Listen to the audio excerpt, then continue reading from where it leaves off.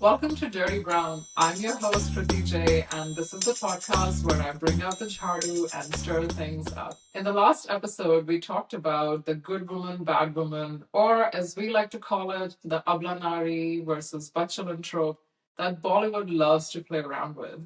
And if you haven't seen that episode yet, definitely check it out. The link is right here on the screen. As promised in that episode, we are taking these conversations from Bollywood to meeting badass Badchalan brown women right here on this podcast and listening to their stories. This is the first episode in that series, and I'm so excited for you to meet this fabulous woman that we have on today. So let's go meet her.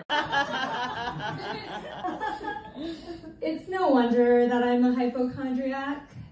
It was really bad before, but I feel that after COVID, it's been taken to a whole new level. And on top of that, doctors are discovering new illnesses every single day. Did you know that it's actually possible to be allergic to a man's sperm? Thank God I'm not allergic to sperm. I'm allergic to nuts.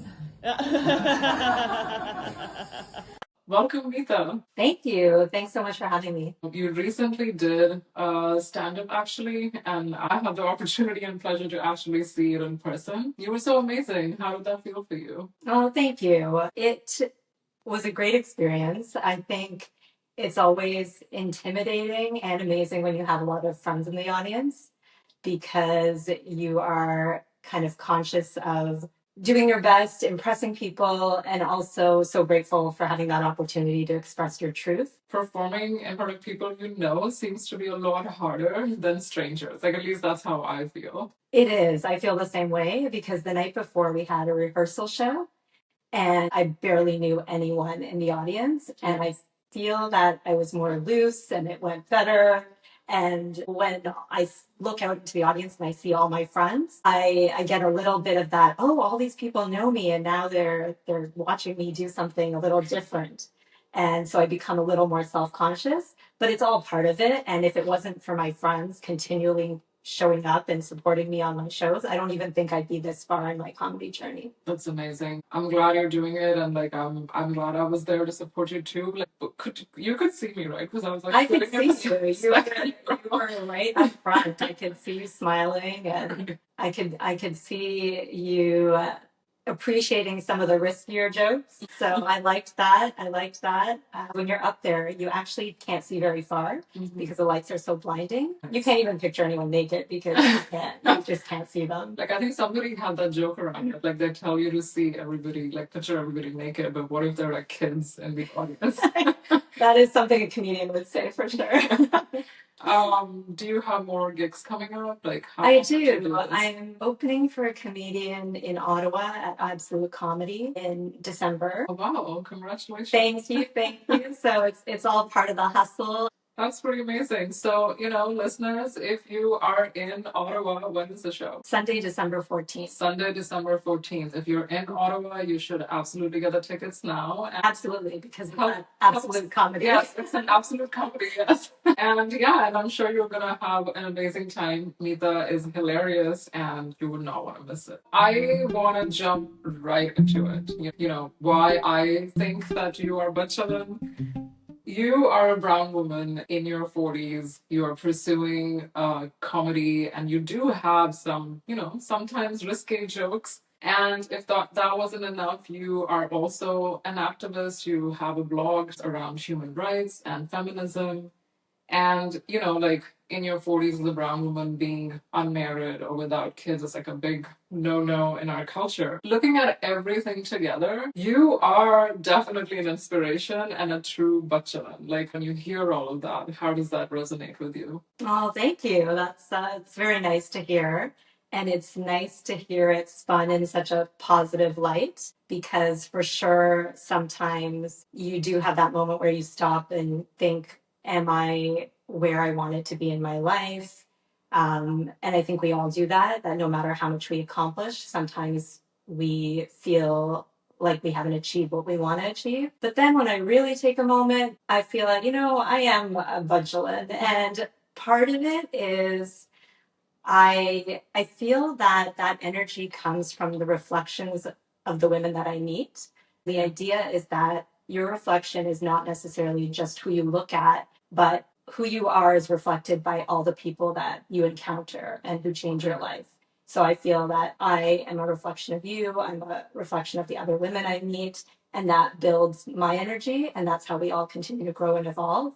And so I feel that when I stop and I embody that energy, I'm happy about all those things that kind of break the stereotypes and didn't go the way that I planned, but went better because they didn't go the way that I planned. How does that has that been an issue with your family? Does that come up, or is it something which is like, super supportive and things are easy breezy? I think you already know the answer to that as you're asking it. So I'm lucky because my parents are super cool. Since I was a teenager, I was allowed to date, but I always joke that I didn't date. Nobody wanted to date me. So I was very studious. I was also rebellious. I think from a young age, I had a sense of who I was, and I didn't really try that hard to fit in and do what everyone else was doing. Except for that one time I got a little drunk and my parents caught me, but that's a different story. But I was adventurous, but I really had my own goals. But as I got older and I didn't have a boyfriend, I didn't have any plans of getting married, my mom did start sending me some bio data. So I was very insulted by the quality of men she was proposing. But I was rebellious, so I would just keep saying no. Or she would say, well, show me what a nice boy is. And I would send her a picture of a hot black guy and she would get mad at me. And so I think then, she kind of gave up on that and she knew that I was just going to do my own thing. But to be honest, in my 40s, I kind of woke up in a panic one day thinking, okay, I kind of gone along thinking, there's no rush. I don't have to do what everyone wants. But there was a moment where I realized I wanted to meet someone, and I realized that I wasn't going to have kids, and I didn't know how I felt about that. And my motherly instinct was clicking in, but it was a great moment because I started to realize that my motherly instinct was larger than just having children. It was more of a nurturing quality. So nurturing my talents, my gifts, my friendship. And then with the motherly instinct, it was caring about the children I was tutoring, my nieces and nephews, caring about the world and what my contribution is. So I feel like I've expanded that and I've channeled it in a different way. Yeah. And kids have come into my life in so many different ways. That's beautiful that the nurturing is not limited to just your kids, but it's so much broader than that. I wish more people also thought about it in general. You have been pretty involved in volunteer initiatives around human rights and women equality and whatnot. There was one thing that I do want to go back to because you did say that it's a story for another time, but I do want to poke at that drunk story. So I think I was 15 years old and my parents had gone to a dinner party and I had invited some friends over. And we were curious and we wanted to try alcohol. And so my parents had a bottle of scotch. And so we all took a few sips. I think I mixed it with water. It tasted like crap, completely awful. And I got drunk so fast. And, we all were pretty bad shape. And we called these two guys from our high school over to help take care of us. And they brought sugar and coffee and things to they thought it was going to help, sober us up. Okay, not at all harmless. No. And it was bad. And so we really tried to sober up by the time my parents got home. And when they got home, I don't think they noticed right away, but my mom kind of figured it out after. And she was really upset. And I got grounded for a month, but then my friend's dad actually appealed my grounding. He wrote a whole letter about... No way. Yeah, I still have this letter to this day about how I was a good kid and, I tried something and I should still at least be allowed to go to their house for sleepovers. And he really appealed on my behalf. And, yeah. It's actually like a nice parenting moment. It was really nice. And my parents gave in and they let me go to my friend Tal's place. But my mom was quite upset and she thought that, this was the beginning of the end for me. But really, it was the opposite. It was almost like I tried it and I thought, not a big deal. I was never really into drinking or anything. It was that curiosity. So many times, in India specifically, like where I grew up, there's a lot of fear, honestly, in like trying new things, specifically things that are considered taboo, like drinking or smoking, or like if you come from a vegetarian family, then even, and if say you wanted to eat meat, like all of these things, parents get angry, family gets angry, they scold you, they do all these things. But I wish in our culture people understood that we are human beings at the end of the day, and we are going to be curious. So we might as well try these things in a safe way, or with like with supervision, or, with no fear whatsoever. And if things go wrong, I can approach the elders for advice and like have them guide me. Like all of this doesn't exist. Granted, there is fun to like doing things in secrecy, but at the same time, I wish there was a little bit more openness. At least having the openness that if you make a mistake and you're out somewhere, that you are able to call your parents for help. I think that's really important. Yeah. Because I don't know if Indian parents will go as far as to say, oh, try alcohol in front of me. I will supervise you. My dad kind of really? Yes. My dad's whole philosophy was that she was going to try it one day anyway.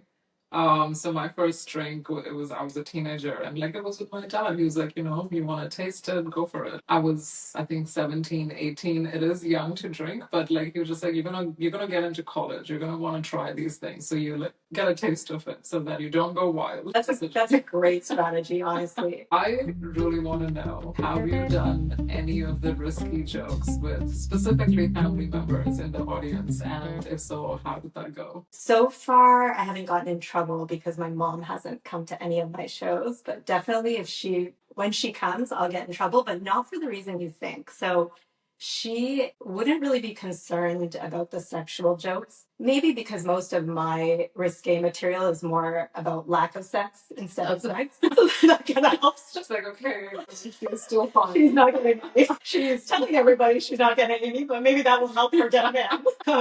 I think she's fine with that. But she's more concerned if I make jokes that hurt people's feelings. There was this one joke I was writing about a man who died in an accident in Sandwich Town, in between two. It's a town in Ontario. It's actually called Sandwich. Yeah, okay. And it's in between two vehicles. So the joke is writing itself. Okay. Right? Because he was literally sandwiched. Oh my and god. Yeah. Oh my god. You can cut this.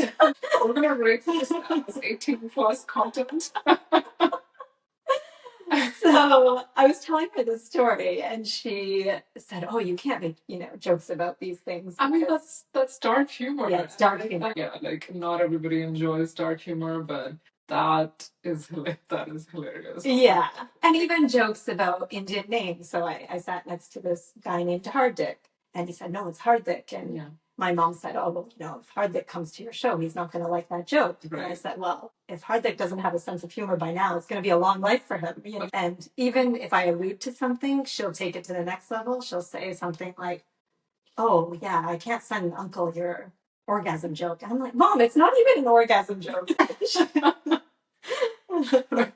How did you know you wanted to be a comedian? You have a background in tech, actually. About 10 years ago, a friend of ours, actually, that introduced us, she took part in a workshop called Laughing Like Crazy. And it was a program where you used humor to make light of your mental health struggles. So I was going through a lot of anxiety and depression, and so was she. And so I saw her perform at a showcase, and I thought, wow, I could do that too. And so I signed up, and I did my showcase in front of over 200 people. And I love watching that video because I have cue cards, and it's the best audience ever.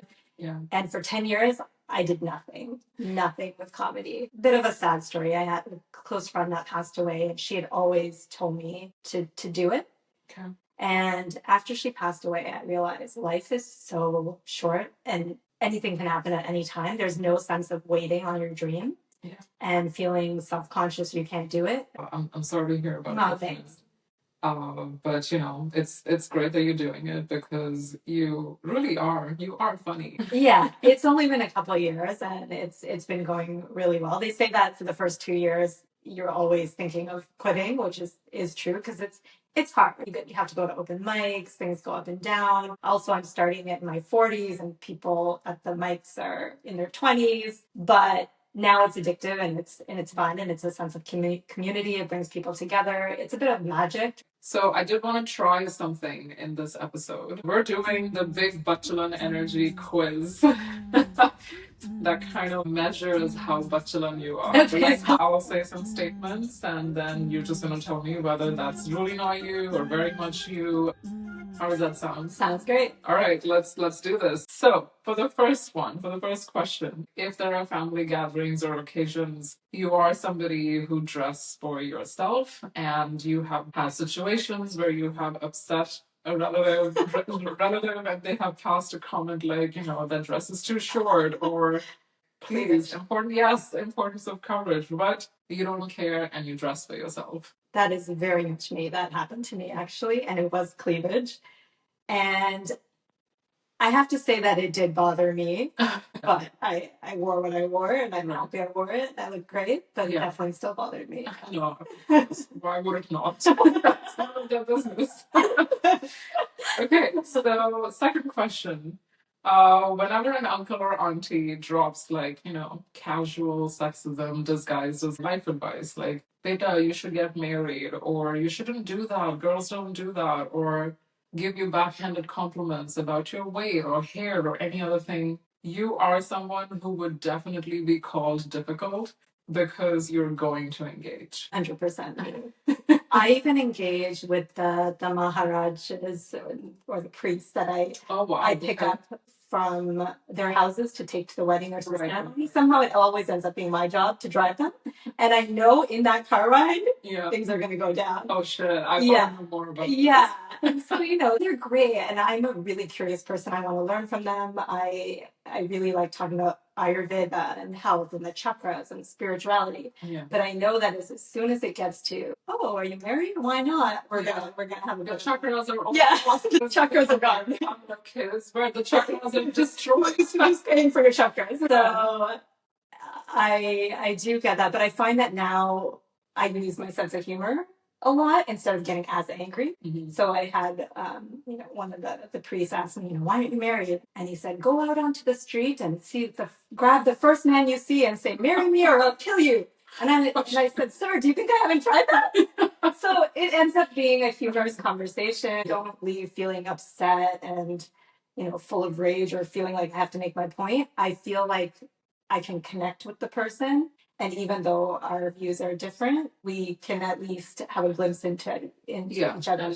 Yeah. Like, there are only so many battles we're going to go after. And the priest, that's his job. He's going to tell us to get married. Yeah. And in the end, it's not so much the older generation that we should care about. It's the younger generation. They're the future. That's true. So if younger girls see that you're okay with doing things that in a way that works for you and that's true to who you are, they'll be inspired by that and they're not going to feel as pressured. We got to give up on the older generation as if we're going to convince them of anything, right? Maybe a few little things, but it's better to just make friends and laugh about it. Okay, so next question. You don't really seek your parents' advice before making somewhat big decisions like, a solo trip or maybe splurging on yourself for something expensive. And it's just, you inform them after the fact or like if it comes up in the conversation. So I used to be more like that and I would tell my parents everything later. But now I find that if it's something to do with moving or finances, I do seek their support. And I'm glad I do because I think I've been missing out on some good advice prior. Yeah. Things like trips or who I'm dating or those things I won't consult with them. Very much me. Sounds like you or usually me. Yeah, usually me. Okay, so if parents or elders are in a room and, they have certain notions about drinking, like girls shouldn't drink or we don't eat meat or whatever it is, you will still order the glass of wine if you want to drink, or you will eat what you want, or you will walk in at 3 a.m. after a night out and not hide it from anybody. Yeah, very much me. I mean, we talked about an example of this earlier. Yeah. And I was lucky. I never really had curfew, so I could walk in whenever I want. But funny about the meat and the drinking, because I don't drink much and I don't eat meat, but that was a personal choice. But I think that's kind of also testament of my parents allowing me to be free and me arriving at those choices on my own. And where we do disagree, I'll do what I want to do. And if somebody says things or has ideas that are outdated, I will always speak up. I think my first boyfriend was Muslim, and there were some aunties that made a comment, and I was so mad. The next question is if you date whoever you want, that societal opinions, such as he's from a different caste, religion, race, dictate who you date. Yeah, my first boyfriend was Muslim, and my mom had some of her friends over, and they made a comment. Even though I know about these kinds of views, I'm always shocked and surprised by them. So how did that conversation go? Like, did you... me storming upstairs? Yeah. Very mature man. Well, that brings us to the end of the quiz, and I don't think it's a surprise for you or our listeners that you, ma'am, are a certified Badchalan. Congratulations, Beti, uncles and aunties have cancelled you. Cancelled even before my comedy career has begun. Let's switch gears and talk about one of your other very amazing creative outlet, which is your blog. So I've been writing my blog for about 10 years now. It's called She's Come Undone, and it's named after one of my favorite novels by Wally Lamb. I kind of love the message of it and the transformation that this character goes through, because I found a lot of similarities to just kind of resurrecting yourself after you've gone through traumatic experiences, and how to find the beauty around you no matter what you go through. And so that was part of the theme. And also I wanted to advocate for women and girls around the world that do not have the same opportunities that you and I have. And that's kind of the inspiration behind my blog. The one that I think you mentioned to me was the Diary of a Loose Woman. And I love that. Like, that's actually what we even connected on. Yeah, and it aligns with the Badchalan energy. Throughout my activism, I would notice this word loose that got thrown around a lot at women and girls, different cultures, different countries, where a girl is ostracized if she steps out of line, if she talks to a guy when she's not supposed to, if she flirts, if she has any sexual activity. And society and men and the patriarchy just wants to label her as a slut or loose. And it's like F off. And I wanted to reclaim that word loose to mean loose in your actions, in your thoughts, loose in your ability to make choices, even in your ability to make mistakes. Yeah. Just feeling loose. Yep, not feeling confined by the societal expectations, and just like feeling loose. Like, and then that it just means feeling free. Yeah. Yeah. Exactly. Feeling free. When I was reading through your blog, I think your mom had a comment on this, with the title, and like people might get the wrong idea. Yeah, exactly. And I even thought, when I was going through interviews for jobs, that if they looked me up and they saw a Diary of a Loose Woman, they might also get the wrong idea. Yeah. And you know how it is with media and articles, there'll be a snippet and people will look at the few words and like take it out of context. And so I could see her point of view, but I want to keep going with reclaiming it. And that's part of it, being free from people's opinions. Yeah. And I actually found the opposite now, that I was scared of what people at work might think of my writing, of my comedy, of my artistic side. Yeah. In fact, it's been the opposite. Everyone just really appreciates it. Yeah. Appreciates it. Tell me more about the activism piece. What type of organizations you have worked with? So for many years, I did a walk called Walk in Her Shoes for Care Canada, that raises funds and awareness for women and girls in various societies and situations where they're not able to kind of get a leg up and achieve their own livelihoods, let alone their dreams. I was actually looking at the Care org to see if maybe I can do that too. They don't have that walk anymore, actually. Yeah, I saw that the last one, which was organized in 2020, got canceled. Yeah. Like, oh no. I know. I had that same feeling because I was very attached to that one cause. But it was good for me because then I branched out to different organizations. My friend Renelle started one called Project iRise, and this was focused in Toronto, and it helped women who had been trafficked, and they had been branded by their pimps with tattoos. Oh, okay. And so she helped, I think it was 13 women to remove those tattoos as part of their healing journey. And so I was one of the ambassadors for that. With my last comedy show, I donated a portion of the